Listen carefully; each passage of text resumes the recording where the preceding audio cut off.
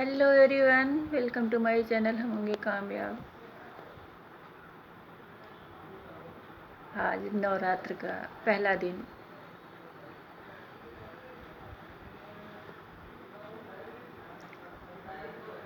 आस्था का दिन, पूजा पाठ का दिन।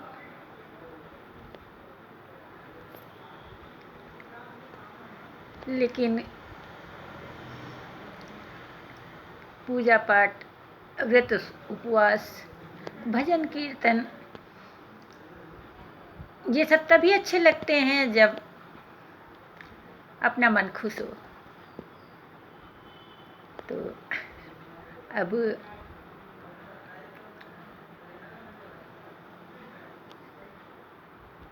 देवी माता के जयकारे बोलना ही पड़ेगा कि और उनके गीत, उनके भजन मेरे कानों में पड़ रहे हैं, मैं सुन रही हूँ।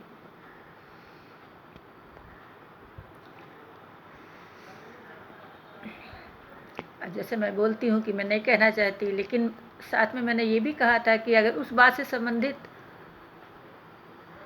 बात आती है तो कहना पड़ता है कि ऐसे मैं भी पूजा करती और मैं बता दूँ कि मैंने नहीं की है। और मैं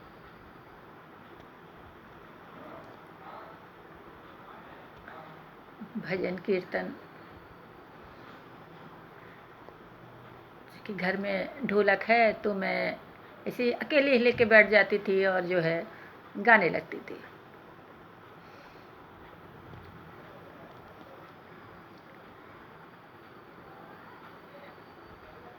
तो ये तो जब से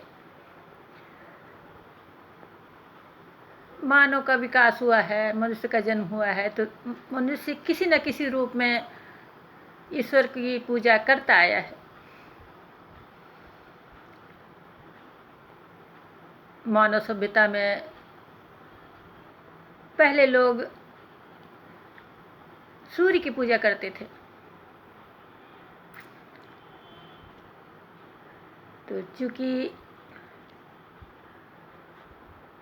अपने हिंदू धर्म में कहा जाए कि इसे कहा जाता है कि 33 करोड़ देवता हैं। अब किस आधार पे कहा जाता है मुझे नहीं मालूम।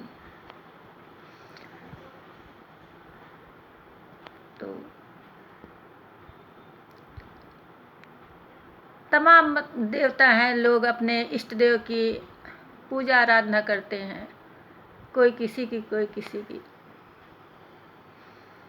और एक दिन था जब मैं भी दिन में एक बार तो कहती ही थी, माता रानी की जय,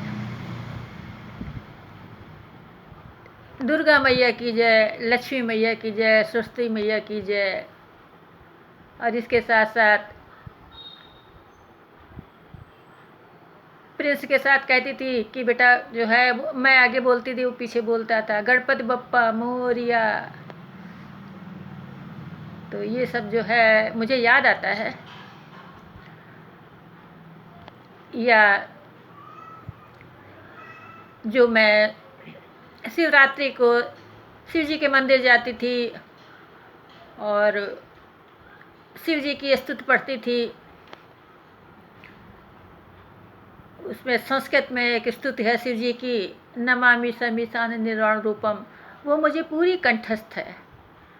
तो मुझे सब कुछ याद आता है, सब कुछ याद आता है।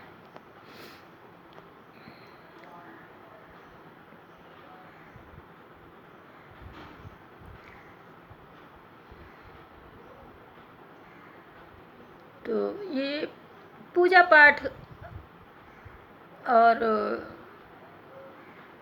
व्रत उपवास पहले भी होते थे, लेकिन आज के दौर में कहा जाए कि इन सब चीज़ों का क्रेज़ कुछ ज़्यादा हो गया है। अब लोग धार्मिक हो गए हैं, या कहा जाए कि हर एक चीज़ जो है बड़े स्तर पर जो है करी जाने लगी है।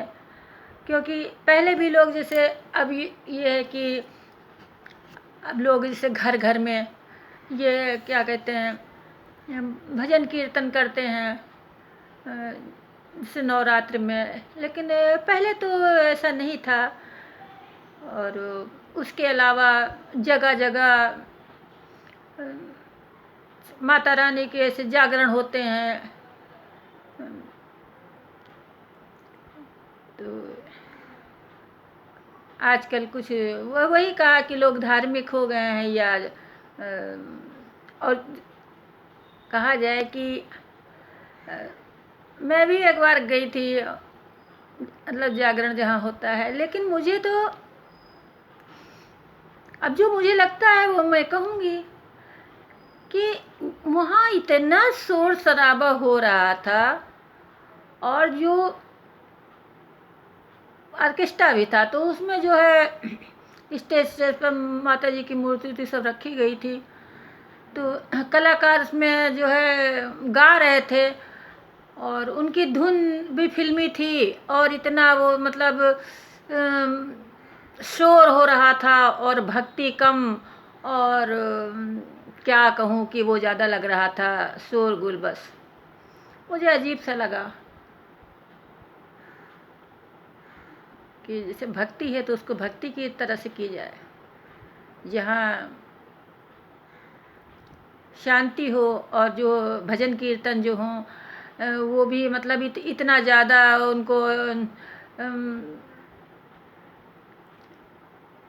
मतलब उनके जो है जब से बहुत लाउड ना हो, या मतलब अरे कहा जाए कि जैसे फिल्मी धुन पर, और वो इस तरह से मतलब चीख चीख के गाना चिल्लाना, तो ये सब मुझे खैर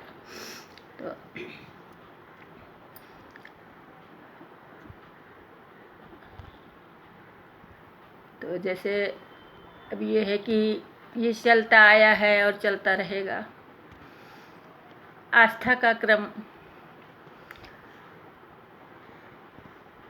तो जैसा कि मैंने अपने ब्लॉग में कहा था कि अगर ऐसे लोग नास्तिक होते तो आधी दुनिया नास्तिक होती, लेकिन मैंने ये भी कहा था कि अपनी लोगों की क्षमता अलग अलग होती है, या जिसका जैसा मन हो वैसे रहे। बस ये है कि किसी की आंखों में आंसू न लाए, क्योंकि किसी की आंखों में आंसू लाना ये सबसे बड़ा पाप है। किसी को दुर्वचन कहना, किसी के साथ बुरा बर्ताव करना। तो अगर आदमी पूजा पाठ करता है तो उसको सही मायनों में एक इंसान बनना होगा, तभी जो है उसकी सार्थकता है। पूजा पाठ करता है वो, मंदिर में जाके घंटी बजाता है। कहने का मतलब कि खाली पूजा का मतलब ये नहीं है कि हम आरती उतार दें या घंटी बजा दें और हम कहें कि हाँ हमने व्रत रखा है। हाँ, व्रत से मुझे ध्यान आया कि अब जैसे मैं बोलती हूँ, एक ब्लॉग में बताया था कि जहाँ आवश्यक हो वहाँ इंग्लिश बोली जाए, या रोज़मर्रा के उसमें जो है चलो दो चार बातें आ गई से बच्चे से कुछ कहना हो, या वैसे भी जैसे है अब लोग जैसे अमूमन रोज़ नहीं कहेंगे, जैसे डेली का अरे चलो वो थोड़ा बहुत। लेकिन अब मैंने देखा है कि लोग व्रत को भी फास्ट बोलने लगे हैं। कम से कम व्रत को तो व्रत रहने दो। तो इतना इंग्लिश हावी हो गई है। खैर, अब मैंने बताया ना कि मेरे मन में जो आता है मैं बोलती हूँ। और